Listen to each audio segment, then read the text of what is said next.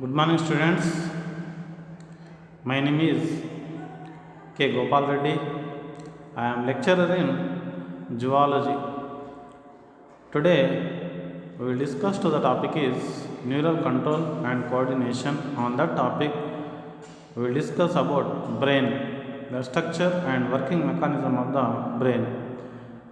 Generally, neural control system is three types. First one is called as a CNS, central nervous system. Second one is the PNS, peripheral nervous system. And third one is the ANS, means autonomic nervous system. On that CNS we will discuss now brain. Brain is the site of information processing and control. It is protected in the cranial cavity and covered by three connective tissues, that is called cranial meninges, namely dura mater, arachnoid and pia mater. Dura mater is the outermost thick double layered membrane which lines the inner surface of the cranial cavity, and middle layer or middle one is called as a arachnoid matter. It is a thin webby middle membrane covering the brain. It is separated from the dura mater by narrow subdural space.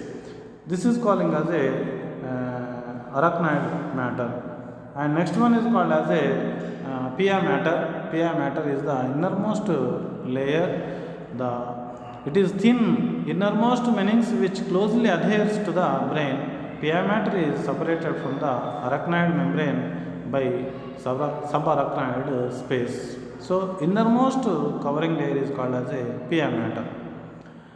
The brain can be divided into three major parts. We know about three major parts. First one is called as a forebrain, and second one is called as a midbrain, and third one is called as a hindbrain. So, coming to the point, see here diagram. Above the diagram, dura mater and second part that is called arachnoid, and third part that is called as a pia mater. So, below the diagram you will see here the structure of the brain. Okay, the structure of the brain. See here arachnoid granulation and subarachnoid space, meningeal dura mater and right lateral ventricle, median aperture, central canal, fourth ventricle, lateral aperture and cerebral aqueduct, third ventricle, interventricular foramen, choroid plexus, superior sagittal sinus. So, below the diagram, likewise the parts are there in human being brain. And next one, first part is called as a forebrain part. We know about forebrain in human being.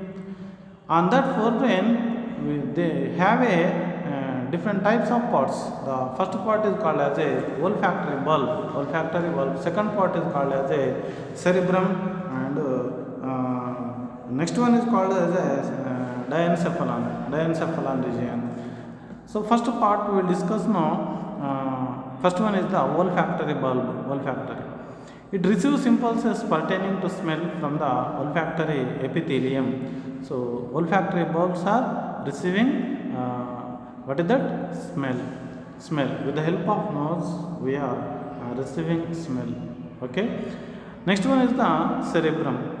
Cerebrum forms the major part of the brain and is longitudinally divided into the left and right cerebral hemispheres.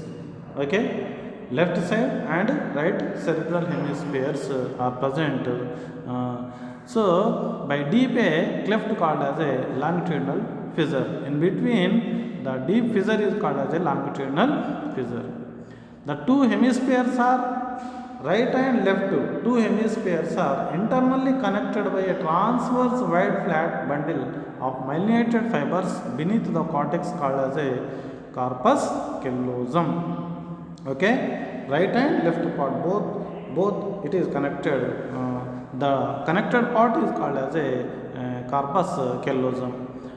The surface of the brain cerebrum is composed of gray matter and is called as a cerebral cortex.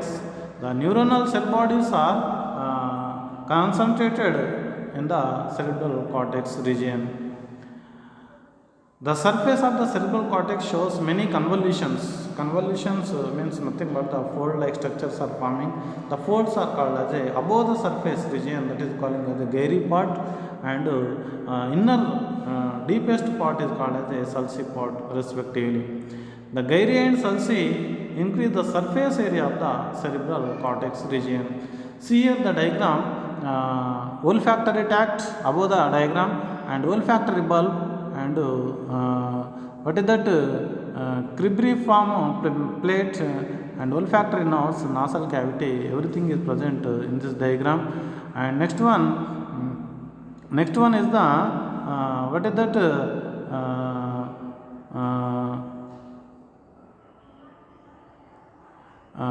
below the diagram, that is called as a different parts are there into the median section of the brain. So gyri part and sulci part, everything is there in this diagram, right? Next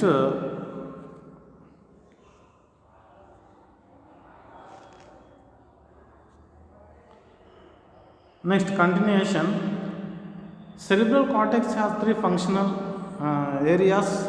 Cerebral cortex has three functional areas. The functionals are mainly number 1 sensory areas, number 2 motor areas, number 3 association areas. What is the sensory areas? That receives the interpret the sensory impulses, sensory areas. Motor areas which control voluntary muscular movement, and association areas which are neither clearly sensor nor motor in function, and they deal with the more complex integrative functions such as memory and communication. We are reading continuously, okay? It is dependent to our memory, how much we are remembering after reading. It is dependent to the which area. It is dependent to the association areas, okay? So this is the association areas. And the cerebral medulla consists of mostly minute axons. Each cerebral hemisphere of the cerebrum is divided into 4 lobes, namely that is called as a frontal and parietal, okay, and temporal and occipital. Lobes are present into the cerebral medulla region. See in this diagram, frontal lobe. What is the function of frontal lobe? Thinking, speaking, memory, movement, okay? And parietal lobe, language, touch, okay? And occipital lobe, vision, color perceptions, okay, or depend on to the occipital lobes. And next one is the temporal lobe. Temporal, hearing, learning, feeling, okay?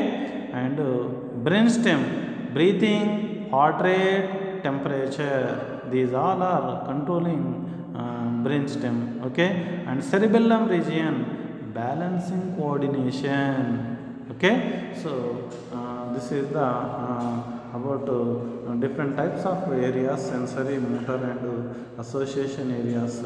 And next one is the diencephalon region. The diencephalon is also known as a thalamencephalon region. This diencephalon region, it contains different parts. The first part is called as epithalamus. Epi means upon, okay, thalamus, epithalamus. It is non-nervous part which is fused with the pia mater to form anterior choroid plexus. Just behind anterior choroid, the epithelium of epithalamus forms a pineal stalk. Pineal stalk is attaching here below the epithalamus region, which ends rounded structure called as a pineal body. Pineal body is present, okay, on this epithalamus region. And next one is the thalamus part. It lies superior to the midbrain. It is the major coordinating center for sensor and motor signalings, okay, major coordinating center here. The part is called as a thalamus part. Okay, and next one is the hypothalamus, or it is also known as a thermostat part. Hypothalamus or thermostat part. It lies at the base of the thalamus. It lies at the base of the thalamus. The hypothalamus forms a funnel-shaped downward extensions called as a infundibulum, connecting the hypothalamus with the pituitary gland. The pituitary gland is called as a master gland. The gland is present into the attaching of the hypothalamus region. Okay. It also contains several groups of neurosecretory cells with secret hormones called hypothalamic hormones. Different types of hormones are present from anterior pituitary, that is calling FSH, LH, TSH, etc. Hormones are releasing from anterior pituitary. It controls, integrates the activities of the ANS. It has osmoregulatory, thermoregulatory, thirst, feeding and satiators. Okay, osmoregulation and thermoregulation all are dependent on to this part. The part is called as a hypothalamus part. See here the diagram. The diagram, first part, that is calling pineal gland. Here pineal gland is present. Okay, green color, attaching to below the green color small button like structure, and above the region leaf like structure, that is calling as a thalamus part and hypothalamus part. Okay, and pituitary gland is present here below the hypothalamus region. See here the diagram, and below the diagram, see here anterior pituitary and posterior pituitary is present. Anterior pituitary and posterior pituitary is present, and hypothalamus part is present. Okay, and next one, what pineal gland is present. This is the pineal gland. Okay, anterior pituitary part this is, and it is the posterior pituitary part. Everything is present. Okay, and next one is the limbic system. Right, limbic system. Limbic system means what? The inner parts of the cerebral hemispheres and group of associated deep structures like amygdala plus hippocampus is called as a limbic systems. Okay, amygdala plus hippocampus together called as a limbic system. It is the simple definition, right? The limbic system along with hypothalamus is involved in the regulation of sexual behavior and expression of emotional reactions. All are dependent to the limbic system. Okay, and next brain is called that is calling midbrain region. It is also known as a mesencephalon part. Mesencephalon part, midbrain, right? The midbrain is located between the thalamus, hypothalamus of the forebrain and the pons varolii of the hindbrain. It is present located below the thalamus region. Okay, or hypothalamus of the forebrain and the pons varolii of the hindbrain, right?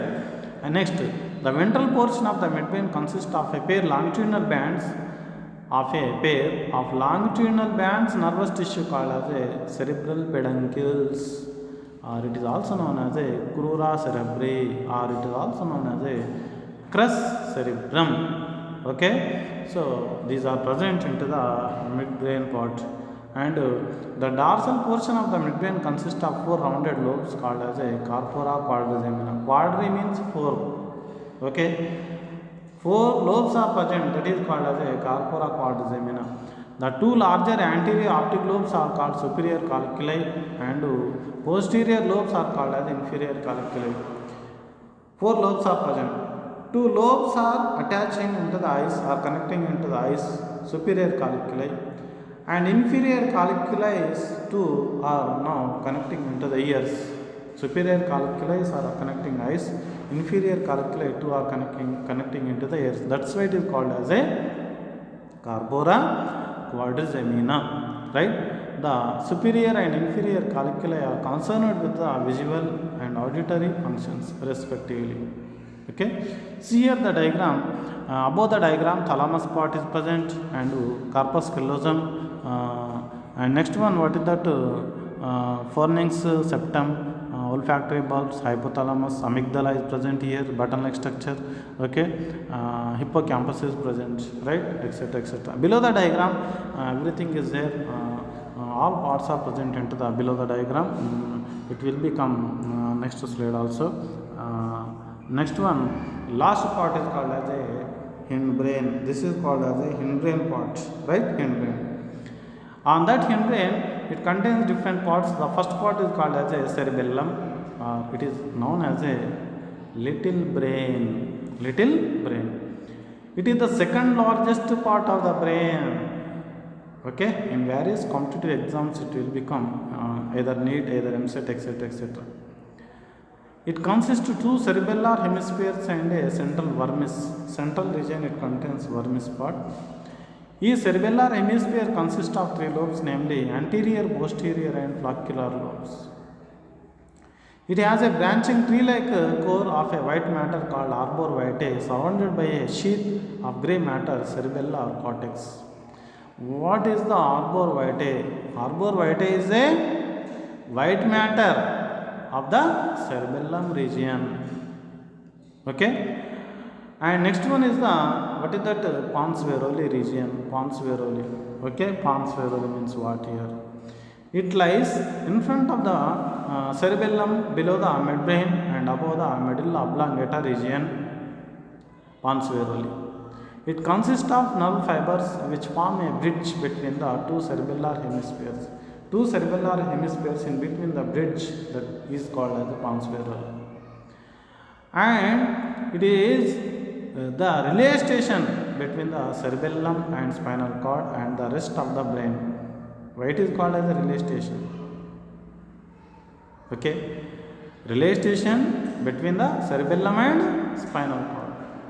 Okay, and pons varoli is also known as a pneumotoxic center. Why it is called pneumotoxic center? It involves the control of the respiratory muscles, as it regulates the amount of air a person can take in each time, or nothing but the breathing. Okay, it's nothing but the respiration, right? See here the diagram. The above part is called as a forebrain, that is the cerebrum. Okay, and next one is the midbrain part.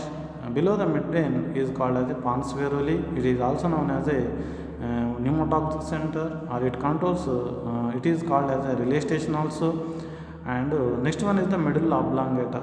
Last part is the medulla oblongata, back side or last region of the brain. And here see the hindbrain and cerebellum. Last extending part is called as a, what is that? Spinal cord. Spinal cord. Okay. Now coming to the point, medulla oblongata. Medulla oblongata. It is the posterior most part of the brain. It extends from the pons varoli above and continues with the spinal cord below. Medulla oblongata is the last region here. It has a very thin vascular folded structure called as a posterior choroid plexus. The part is called posterior choroid plexus part. Medulla includes cardiovascular and respiratory centers, the centers for swallowing and vomiting and coughing, sneezing and hiccuping. Okay, these all are controlling under the medulla oblongata part. Okay, or region. The midbrain, pons and medulla oblongata are together referred to as a brainstem. Okay. The medulla oblongata passes out of the cranium through the foramen magnum and joins the spinal cord region. See here the diagram. The cerebrum is present, cerebrum part, and corpus callosum, thalamus part, pineal gland is present, and midbrain. See here the midbrain and cerebellum region, back side of the region is called as the cerebellum region, and extending part, last region is called as a medulla oblongata. Above the medulla oblongata, hypothalamus part and pituitary gland is present. See here the button-like structure, red color, and pons varoli region and spinal cord. Okay, this is the structure of the brain, medulla oblongata, and next last parts Last one, that is called as a ventricles of human brain. Ventricles. Ventricles of human brain. Human brain consists as a four ventricles. Generally, four ventricles. First, second, third, and fourth ventricles. The first and second ventricles are present in the right and left cerebral hemispheres respectively. First and second. Okay. First and second ventricles we are called as a paracells. What is that? Paracells. The two paracells are third one. Third, this is the third ventricle. Third ventricle occurs in the diencephalon. That is called as a diocele part. Which part that is? Diocele. The two paracells are connected to the median diocele individually by the two foramen of Monro. It is called as a foramen of Monro. Paracells and dioceles both, where it is connecting, the region is called as a foramen of Monro part. Okay. The myocele and diocele are connected by a narrow canal called as a iter or aqueductus of Sylvius, or it is also known as a cerebral aqueductus region. Okay, right. And the metacele is continuous with the central canal of the spinal cord. The ventricles of brain and the subarachnoid space are filled with CSF. CSF means cerebrospinal fluid is present into the brain. Cerebrospinal fluid is an alkaline colorless fluid which is filtered from the choroid plexus into the ventricles of the brain. Okay. See here the diagram CSF system, that is the lateral ventricles regions, that is calling, and here central region, that is calling as the third ventricle, and cerebral spinal fluid or cerebrospinal fluid is present, CSF, that is called we are. And next one, that is the brain, it is skull, locating the region skull, and fourth ventricle is present below the which region? Brain region, last region, or backside. Here the region is called as a ventricle, that is called fourth ventricle. See here below the diagram, lateral ventricles, okay, and interventricular foramens, and third ventricle is, and cerebral aqueduct, and fourth ventricle, and central canal. Okay, dorsal and ventral views we will see here, and these are the ventricles of the brain. And thanking you for watching my video. Thank you once again. It is, I think, it is very important, very useful matter to students. As per my views, I struggled more about this class for making PP or PowerPoint. If you like my class, share someone and subscribe them. Make subscribe to your friends also. Thanking you, watching for my thank you for watching my video. Thank you once again. ధన్యవాదములు అందరికీ ధన్యవాదములు.